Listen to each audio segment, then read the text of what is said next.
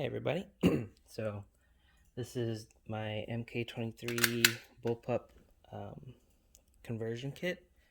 So an Mk23 is right here. So normally your Mk23 will look like this, minus the cut grip. So totally optional. You do not have to cut your grip for this kit. You can keep your grip sticking out. Some people prefer it that way. I actually might prefer it that way before I did this. But anyways, what's done is done. So you have your Mk23. Actually, first off, your kit comes with this. So it comes with the stock, comes with a rail, comes with the trigger and the receiver, and it also comes with 6 30 or 33 round magazine extensions. I think it's 30 rounds, so 30 round magazine extensions, and the butt pad right here. So here, first thing you have to do is get your Mk23. You have to have the 310 millimeter inner barrel, 300 or 310 millimeter inner barrel. Maple Leaf Crazy Jet is the barrel I recommend for this kit, so it's a 310 millimeter inner barrel.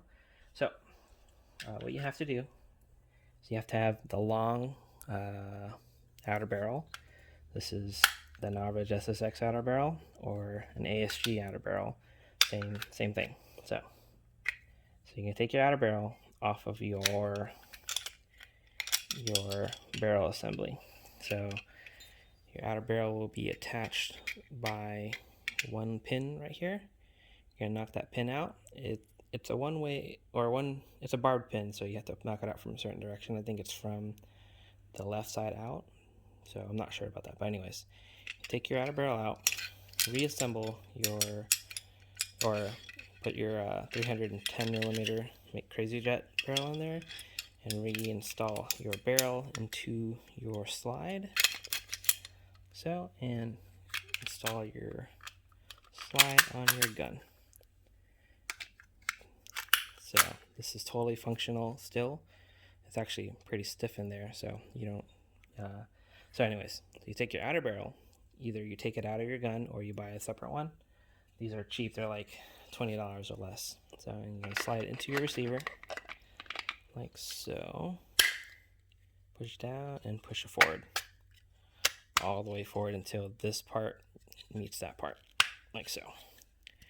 Alright, and the reason why I did that is I don't want the BB to hit anything inside the receiver. Plus, being that it's a bullpup kit, you will have to have the 300 millimeter barrel because you want, and I tried it with a shorter barrel and there's a lot of noise coming from here, and that wasn't where the suppressor starts. So the suppressor starts forward of the mag holder. So anyways, now the outer barrel goes all the way to the tip where it's supposed to be. Alright, so you have your receiver already assembled. You're gonna take your stock. You're gonna slide it on these rails right here, flat right here and flat on this side. Make sure it follows this rail all the way, or not all the way forward. You have to leave some room for you to install your trigger. So the trigger goes in this way first, like so. And you're gonna rotate it like that. Put your trigger all the way back. So not all the way back to it, you just have to have it like that. Now when you install your stock, you'll see there. You'll see the trigger bars right there, a little bit, and then you push it forward. Push it. You can actually put it together, and then you're gonna put your thumb back here to press on the trigger bar right there. You push it forward, and you have to finagle it a little bit for it to seat in there. But once you get in there, you'll see it's pretty snug. So now that trigger bar is set. Okay.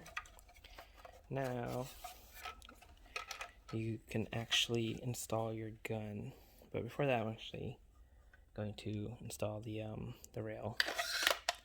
Slide the rail on like so. Make sure it seats all the way in. Now you're going to tighten these 3 top screws, and you're going to install 4 screws here and 4 screws on the other side. So short screw here, a long screw here, and a short screw here, and that should be it. So alright, now it's time to install your Mk23. So again, your Mk23 will probably have the grip there, which is, in my opinion, better to have, but you can cut it off too. So anyways, slide your inner barrel in, and you gotta make sure you keep the gun vertical like that when you're sliding the pistol in. So that way, the mag release here will ramp up automatically onto the mag release on the gun. So you'll see it do it.